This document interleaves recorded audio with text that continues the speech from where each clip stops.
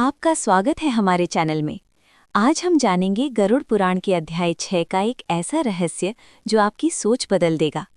क्या आपने कभी सोचा है कि मृत्यु के बाद आत्मा कहाँ जाती है और उसका अगला जन्म कैसे तय होता है? गरुड़ पुराण के अनुसार हर आत्मा अपने कर्मों के अनुसार नया शरीर प्राप्त करती है और यही कर्म तय करते हैं कि आपका अगला जीवन सुखमय होगा या कष्टों से भरा हुआ। आपके आज के छोटे छोटे कर्म ही आपके अगले जन्म की पूरी कहानी लिख रहे हैं।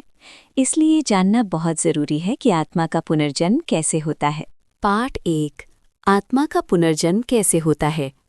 जब किसी व्यक्ति की मृत्यु होती है तो उसका शरीर समाप्त हो जाता है, लेकिन आत्मा कभी नष्ट नहीं होती।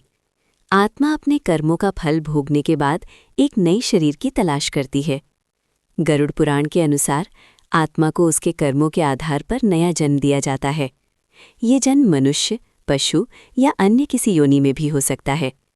आत्मा एक शरीर से निकलकर धीरे धीरे नई गर्भ में प्रवेश करती है। ये प्रक्रिया एक गहरी और रहस्यमयी यात्रा होती है। पार्ट 2। कर्म और अगला जन्म। इस संसार में किया गया हर कर्म अगले जन्म को प्रभावित करता है। गरुड़ पुराण का सिद्धांत, जैसा कर्म वैसा फल और वैसा ही जन्म। अच्छे कर्म करने वाला व्यक्ति अच्छे परिवार में जन्म लेता है, उसे सुख, सम्मान और शांति मिलती है। बुरे कर्म करने वाला कठिन परिस्थितियों में जन्म लेता है, जीवन में संघर्ष और दुख झेलता है। यहाँ तक कि अगर कर्म बहुत बुरे हों तो आत्मा को नीच योनि, पशु आदि में भी जन्म मिल सकता है। पार्ट 3। आत्मा की यात्रा। मृत्यु के बाद आत्मा तुरंत नया जन्म नहीं लेती। पहले वो एक अदृश्य यात्रा पर निकलती है।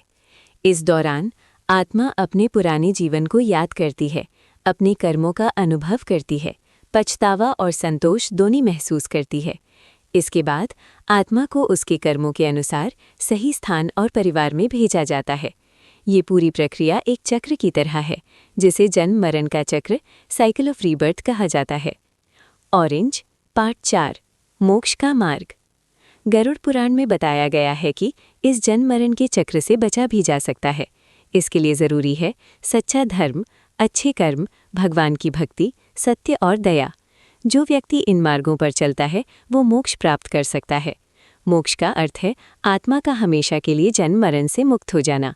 यही आत्मा का अंतिम लक्ष्य माना गया है। 5 अंतिम संदेश। हमारे हर छोटे बड़े कर्म का प्रभाव होता है। ये सिर्फ इस जीवन तक सीमित नहीं है, बल्कि हमारे अगले जन्म को भी तय करता है। इसलिए हमें हमेशा अच्छे कर्म, सच्चाई, धर्म अपनाना चाहिए, क्योंकि यही हमें शांति, सुख और अंत में मोक्ष दिला सकता है।